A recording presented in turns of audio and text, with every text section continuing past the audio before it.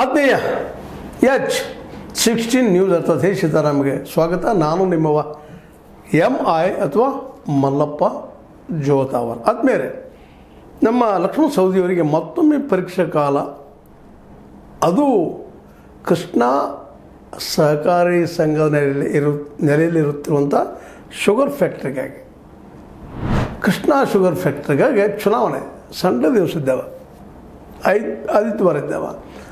ಆ ದಿಶೆಯಲ್ಲೇ ಮತ್ತೊಮ್ಮೆ ಕುಮಟೋಳಿ, ಡೋಂಗರ್ಗಾಂವ್ ಇನ್ನುಳಿದ ಇವರು ವಿರೋಧಿಗಳಿಂದ ಸ್ಪಷ್ಟವಾದಂಥ ಹೋರಾಟ ಆಗುವಂಥ ಸಾಧ್ಯತೆಗಳಿದ್ದಾವೆ. ಆಲ್ರೆಡಿ ಕುಮಟೋಳಿ ಮಹೇಶ್ ಕುಮಟೋಳಿ ಅವರಂತೆ ಆರೋಪ ಮೇಲೆ ಆರೋಪ ಮಾಡ್ತಾ ಇದ್ದಾರೆ. 10 ಕೋಟಿ 20 ಕೋಟಿ ಭ್ರಷ್ಟಾಚಾರದ ಸಾಲದಲ್ಲಿ ಮುಳುಗ್ಯದ, ಇಷ್ಟೆಲ್ಲ ಮಾತಾಡೋಂಥ ಮಹಾಶಯರು ಸಾಲ ಮಾಡಿಬಿಟ್ಟಿದ್ದಾರೆ. ಹೀಗೆ ಇದೇ ಕಾರಣಕ್ಕಾಗಿ ಈ ಹಿನ್ನೆಲೆಯಲ್ಲೇ ನಮ್ಮ ರಮೇಶ್ ಜಾರಕಿಹೊಳಿ ಅವರಾದ ಸಹಿತ ಬಂದಲ್ಲೇ ಇವ್ರ ಮೇಲೆ, ಸೌದಿಯ ಮೇಲೆ ಆರೋಪ ಮಾಡಿ ಅಲ್ಲಿಯ ಜನಕ್ಕೆಲ್ಲ ತಮ್ಮ ಬೆಂಬಲಿಗರಿಗೆ ಒಂದು ರೀತಿ ಎನ್ಕರೇಜ್ ಮಾಡಬೇಕು. ಈ ಸಲ ಕುಮಟೋಳಿ ಅವ್ರ ಪೆನಲ್, ಸ್ವಾಭಿಮಾನಿ ಪೆನಲ್ ಗೆಲ್ಲಲೇಬೇಕು ಅನ್ನೋ ಹಠದಿಂದ ಅಲ್ಲಿ ಪ್ರಚಾರವನ್ನು ಜೋರು ನಡೆಸಿದ್ದಾರೆ. ಹೀಗಾಗಿ ಇವತ್ತು ಸೌದಿಯವರಿಗೆ ಮತ್ತೊಮ್ಮೆ ಪರೀಕ್ಷಾ ಕಾಲ ಬಂದುಬಿಟ್ಟದ.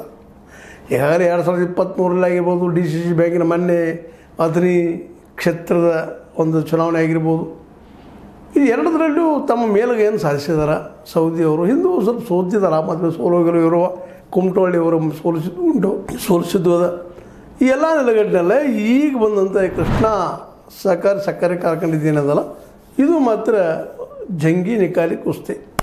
ಇದರಲ್ಲೇ ಸೌದಿಯವರು ಎಷ್ಟು ಮಟ್ಟಿಗೆ ಅಲ್ಲಿ ರೈತರೊಂದಿಗೆ, ಅಲ್ಲಿ ಫ್ಯಾಕ್ಟ್ರಿಯೊಂದಿಗೆ ಈಗಾಗಲೇ ಮೇಲೆ ಆರೋಪಗಳು ಇದ್ದಾವೆ. ಸಾಲ ಮಾಡಿದಾರ, ಅದನ್ನು ಇಟ್ಕೊಂಡು ಇವತ್ತು ಆಡಳಿತ ಮಾಡ್ತಾರೆ, ತಮ್ಮ ರಾಜಕೀಯ ಜೀವನ ಬೆಳೆಸ್ಕೊಳ್ತಾ ಇದ್ದಾರೆ, ಕೋವಿಡ್ ಮೂಮೆಂಟ್ ಹಾಳು ಮಾಡಿದ್ದಾರೆ ಇವರೆಲ್ಲ ಅನ್ನುವಂಥ ಆರೋಪವನ್ನು ಘನಘೋರವಾಗಿ ಅವ್ರ ಎದುರಾಳಿಗಳು ಡೋಂಗರ್ಗಾಂವ್ ಆಗಿರ್ಬೋದು, ಜೊತೆಗೆ ನಮ್ಮ ಕುಮಟೋಳಿಯವರಾಗಿರ್ಬೋದು ಒಂದಾಗಿದ್ದಾರೆ. ಇವತ್ತು ಅವ್ರದ್ದೇ ಒಂದು 15 ಜನರ ಪ್ಯಾನಲ್ ಮಾಡ್ಕೊಂಡಿದ್ದಾರೆ, ಇವ್ರದ್ದು ಪ್ಯಾನಲ್ ಮಾಡ್ಕೊಂಡಿದ್ದಾರೆ 15 ಜನರದ್ದು.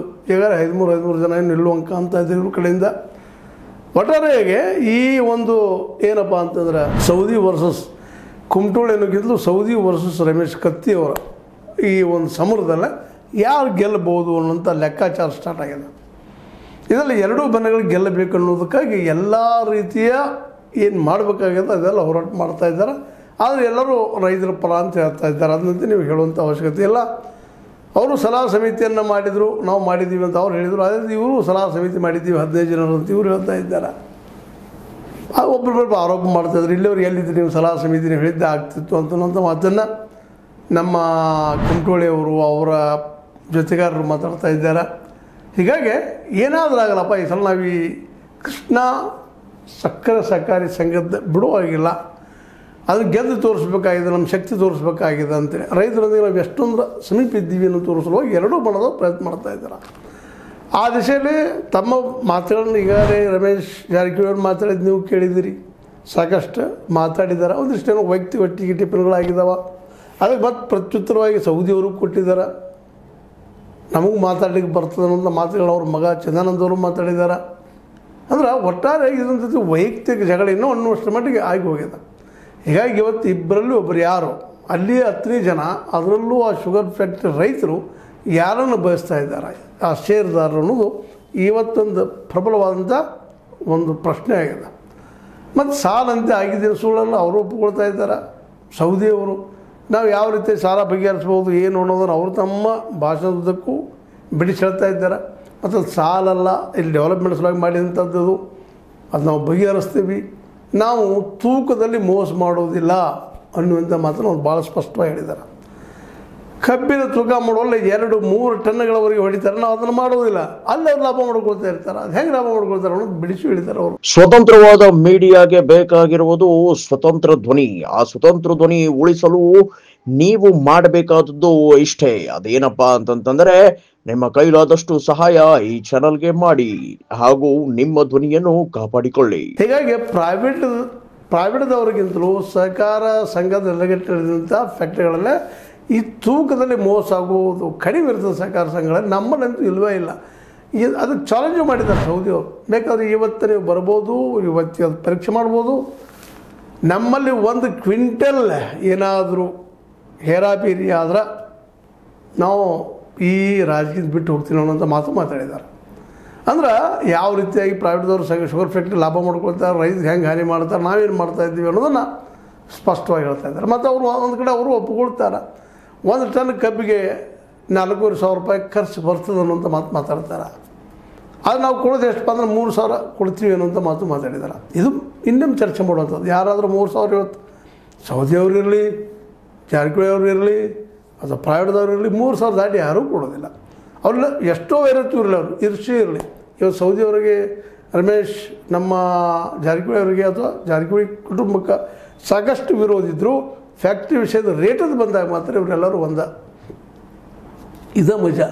ಯಾಕಂದ್ರೆ ಎಷ್ಟು ಈರ್ಷೆಯನ್ನು ವೈರತ್ವವನ್ನು ತೋರಿಸ್ಕೊಳ್ತಾರೆ ರಾಜಕೀಯದಲ್ಲೇ. ಕಬ್ಬಿನ ದರ ನಿಗದಿ ಮಾಡೋದು ಬಂದಾಗ ಮಾತ್ರ 3,000 ಯಾರು ದಾಟಿ ಕೊಡೋದಿಲ್ಲ. ಏನಿದು ಅಂತ ಅಲಿಖಿತ ಒಪ್ಪಂದ ಇವೆಲ್ಲ ಮಾಲೀಕರು, ಸಹಕಾರ ಸಂಘ ಇರಲಿ ಅಥವಾ ಮತ್ತೊಂದು ಇರಲಿ, ಅದು ಇನ್ನೊಮ್ಮೆ ಚರ್ಚೆ ಮಾಡೋಂಥದ್ದು. ಬಟ್ ಇಲ್ಲಿ ತೂಕದ ಬಗ್ಗೆ ಮಾತಾಡ್ತಾ ಸೌದಿಯವರು ಈ ಸ್ಪಷ್ಟೀಕರಣ ಕೊಟ್ಟಿದ್ದಾರೆ, ನಾವು ಅದನ್ನು ಮಾಡಿಲ್ಲ, ಅದಕ್ಕೆ ನಾವು ಲಾಸಲ್ಲಿ ಆಗಿವಿ ಅನ್ನೋ ಕಾರಣ ಕೊಡ್ತಾ ಇದ್ದಾರೆ ರೈತರಿಗೆ. ಅದು ಸರಿನೂ ಅನ್ನಿಸ್ತದೆ ಕೆಲವೊಂದು ಹಂತದವರೆಗೆ. ಹಾಗಂತ ಇವರು ಅದನ್ನು ಬಳಸೇ ಇಲ್ಲ, ದುರ್ಬಳಕೆ ಮಾಡ್ಕೊಂಡಿಲ್ಲ ಅನ್ನುವಂಥದ್ದು ಮಾತ್ರ ಯಾರೂ ಇದೇ ರೀತಿ ಹೇಳ್ಕೊಳ್ಳೋ ಸ್ಥಿತಿಯೊಳಗೆ ಇಲ್ಲ ಅನ್ನೋದು ಬೇರೆ ಮಾತದು. ಆದರೆ ಉಳಿದವ್ರಿಗಿಂತ ನಾವು ಕಡಿಮೆ ಅನ್ನೋದು ಮಾತ್ರ ಹೇಳ್ಬೋದೇನೋ. ಒಟ್ಟಾರೆಯಾಗೆ ಸೌದಿ ಅವರು ಇದನ್ನು ಭಾಳ ಸೀರಿಯಸ್ ಆಗಿ ತೆಗೆದುಕೊಂಡ ಇದರಲ್ಲಿ ಗೆಲ್ಲೇಬೇಕಂತ ನಿಂತಿದ್ದಾರೆ. ಅದೇ ಕುಮಟೋಳಿ ಮತ್ತು ಅವರು ಹಿಂದಿದ್ದಂಥ ನಮ್ಮ ರಮೇಶ್ ಜಾರಕಿಹೊಳಿ ಅವರಾಗಿರ್ಬೋದು, ಅಲ್ಲಿ ಇನ್ನೊಬ್ಬರು ಡೋಂಗರಾವ್ ಅವರು ಹಿಂದಿನ ಮಾಜಿ MLAಗಳು ಸಹಿತ ಆ ಭಾಗಕ್ಕೆ ಅತ್ಯಂತ ಪರಿಚಿತರು. ಹೀಗಾಗಿ ಅವರ ಪ್ಯಾನಲ್ ಮತ್ತು ಇವ್ರ ಪ್ಯಾನಲ್ ಮಧ್ಯದಲ್ಲ, ಇವ್ರ ರೈತ ಸಹಕಾರಿ ಪ್ಯಾನಲ್, ಅವರು ಸ್ವಾಭಿಮಾನಿ ಪ್ಯಾನಲ್, ಅದು ಈ ಬರುವ ಸಣ್ಣ ದಿವಸ ಗೊತ್ತಾಗುವಂಥ ವಿಷಯ. ಆ ಸಂದರ್ಭದಲ್ಲಿ ಇವರಲ್ಲಿ ಯಾರಪ್ಪ ಇನ್ನೂ ನಮ್ಮ ಸೌದಿಯವರಲ್ಲಿ ಬಲಿಷ್ಠ ಇದ್ದಾರ, ರೈತರಲ್ಲ, ರೈತರಿಗೆ ಪ್ರೀತಿ ವ್ಯಕ್ತಿ ಆಗಿದ್ದಾರೆ ಅನ್ನುವಂಥ ಮತ್ತೊಂದು ಪರೀಕ್ಷೆ ಮಾಡ್ಕೊಳ್ಳಿ ಈಗ ಬಂದದ. ಇದರಿಂದಾಗಿ ಸಹಜವಾಗಿ ಎಲ್ಲರ ಕುತೂಹಲ ಹೆಚ್ಚಾಗ್ಯದ. ಇಲ್ಲೇ ಯಾರು ಗೆಲ್ಲಬಹುದು, ರಮೇಶ್ ಜಾರಕಿಹೊಳಿನ ಸೌದಿನ ಅನ್ನುವಂಥದ್ದು ಮಾತು. ಯಾಕಂತಂದ್ರೆ ಸೌದಿಯವರಾಗಿರ್ಬೋದು, ರಮೇಶ್ ಜಾರಕಿಹೊಳಿ ಅವರಾಗಿರ್ಬೋದು, ಇವತ್ತೇನೋ ಇಲ್ಲಿ ಬರ್ಕೊಡೋದು ಮಾಡಿಕೊಡೋದು ಸೌದಿಯವರು ಅಂದಿರ್ಬೋದು, ಆದರೆ ತಪ್ಪನದು. ಯಾಕಂತಂದ್ರೆ ಹೌದು ವೈಯಕ್ತಿಕ ಟೀಕೆ ಮಾಡೋದು ತಪ್ಪದ, ಟೀಕೆ ಮಾಡಿ ಅದು ಉತ್ತರ ಕೊಟ್ಟಿದ್ದಾರೆ, ತೊಗೊಂಡಿದ್ದಾರೆ, ಆ ಮತ್ತು ಬೇರೆ.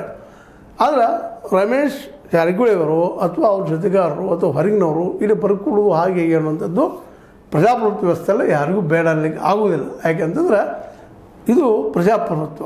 ಅವರು ಬಂದು ನಿಲ್ಲುವಂಥದ್ದು ಜನ ಅವ್ರನ್ನ ಆಯ್ಕೆ ಮಾಡ್ಬೋದು, ಮಾಡಬಾರ್ದು ಯಾಕೆ ಅನ್ನುವಂಥ ಪ್ರಶ್ನೆಯೂ ಹೇಳ್ತದೆ. ಅದೇನೋ ಇಲ್ಲಿ ಒಟ್ಟಾರೆಯಾಗಿ ಈ ಒಂದು ಸ್ವಾಭಿಮಾನಿ ಬಳಗ, ರೈತರ ಸಹಕಾರಿ ಬಳಗದ ಮಧ್ಯದಲ್ಲಿ ನಡೆದಂಥ ಈ ಚುನಾವಣೆ 2 ಕುಟುಂಬಗಳ ಪ್ರತಿಷ್ಠೆಯ ಚುನಾವಣೆ ಆಗಿದ್ದು, ಇದರಲ್ಲಿ ಯಾರು ಗೆದ್ರೂ ಅವರು ಒಂದಿಷ್ಟು ಮೀಸಿತಿರು ಸ್ವಾಭಾವಿಕ.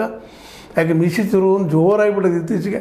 ನಮ್ಮ ರಮೇಶ್ ಕತ್ತಿಯವರು ಮೀಸಿ ತಿರುಗಿಕೊಂಡು ಎಲ್ಲರೂ ಮೀಸಿತಿರುವಂಥ ಒಂದು ಏನಪ್ಪ ಅಂತಂದ್ರೆ ಫನ್ ರಾಜಕೀಯ ಸ್ಟಾರ್ಟ್ ಆಗ್ಯದ.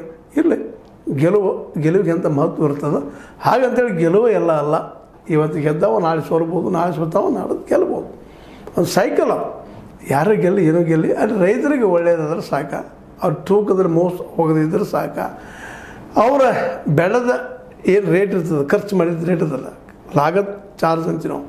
ಅದಕ್ಕೆ 1 ಟನ್ ಕಬ್ಬು ಬೆಳೆದು ನಾವೇನು ಖರ್ಚು ಮಾಡಿರ್ತೀವಿ, ಅಟ್ಲೀಸ್ಟ್ ಅಷ್ಟು ದುಡ್ಡಾದರೂ ರೈತ ಸಿಗುವಂಥದ್ದಾದ್ರೆ ಇದರಲ್ಲಿ ಸೌದಿಯವರು ಗೆದ್ದಂಗೆ, ಜಾರಕಿಹೊಳಿ ಅವರು ಗೆದ್ದಂಗೆ, ಯಾರಾದರೂ ಗೆಲ್ಲರಿ, ಅವ್ರು ರೇಟ್ ಸಿಗೋಂಗೆ ಮಾಡಿರಿ. ರೇಟ್ ಸಿಕ್ಕ ಲಾಭದಾಗ ಬರೋಂಗೆ ಮಾಡಿದರೆ ನಿಶ್ಚಿತವಾಗಿ ಅದು ಉತ್ತಮ. ಬಟ್ ಈಗ ಮಾತ್ರ ಕೃಷ್ಣ ಸಕ್ಕರೆ ಸಹಕಾರ ಸಂಘ ಹೇಳಿದ ಅದರ ಚುನಾವಣೆ ಮಾತ್ರ ಅಗದಿ ಜೋರ್ದಾರಾಗಿ ಅಲ್ಲೇ ಪ್ರತಿ ಮನೆಯಲ್ಲೂ ಅತನಿ ಸುತ್ತಮುತ್ತ ಬಾಗಲಕೋಟೆ ಸಮೀಪದಲ್ಲಿ ಸುತ್ತಮುತ್ತ ಯಾರು ಕಬ್ಬು ಕಳಿಸೋರಿಲ್ಲ. ಆ ಷೇರುದಾರರಿಗೆ ಈಗ ಒಂದು ಪರೀಕ್ಷಾ ಕಾಲ, ಅವರಿಗೆಲ್ಲ ಅವ್ರು ಯಾರನ್ನು ಆಯ್ಕೆ ಮಾಡ್ಕೊಳ್ತಾರೆ ಅವ್ರಿಗೆ. ಇದರಲ್ಲಿ ಕುಮಟೋಳವ್ರು ಯಶಸ್ವಿ ಆಗ್ತಾರ ಅಥವಾ ನಮ್ಮ ಸೌದಿಯವರು ಯಶಸ್ವಿ ಆಗ್ತಾರ, ಜೊತೆಗೆ ಕುಮಟೋಳಿಯವ್ರು ಬೆನ್ನಿದ್ದಂಥ ಜಾರಕಿಹೊಳಿ ಅವರು ಗೆಲ್ತಾರ, ಇವೆಲ್ಲನೂ ಇವತ್ತು ಪ್ರಶ್ನೆಗಳಿದ್ದಾವೆ. ಇವತ್ತು ನಾಳೆ ಸಾಯಂಕಾಲ ಒಳಗಾಗಿ ಅಂದರೆ ಸಂಡೇ ಸಾಯಂಕಾಲ ಒಳಗಾಗಿ ಉತ್ತರ ಸಿಗ್ತದೆ. ಯಾರಪ್ಪ ಕೃಷ್ಣ ಸಹಕಾರ ಸಕ್ಕರೆ ಕಾರ್ಖಾನೆಯ ಯಜಮಾನ ಅಂತಿರು, ಏನಂತೀರ ಅದಕ್ಕೆ, ಯಜಮಾನ ಅನ್ನೋಕ್ಕಿಂತಲೂ ಗೆಲ್ಲುವ ಆಸಾಮಿ ಯಾರು ಅನ್ನುವಂಥ ಮಾತನ್ನು ಪ್ರಶ್ನೆ ಮಾಡ್ತಾ, ಇದು ನಿಮ್ಮ ಲೈಕ್ ಆಗಿರ್ಬೋದು. ಲೈಕ್ ಮಾಡಿ ಶೇರ್ ಮಾಡಿ, ಕಾಮೆಂಟ್ ಮಾಡಿ, ಜೊತೆ ಸಬ್ಸ್ಕ್ರೈಬ್ ನಿಲ್ಲಿಸ್ಬಿಡ್ರಿ. H60 ನ್ಯೂಸ್ ಅರ್ಥಾತ್ ಇದು ಸತ್ಯದ ಕೈಗಳಲ್ಲಿ ವಂದನೆಗಳು.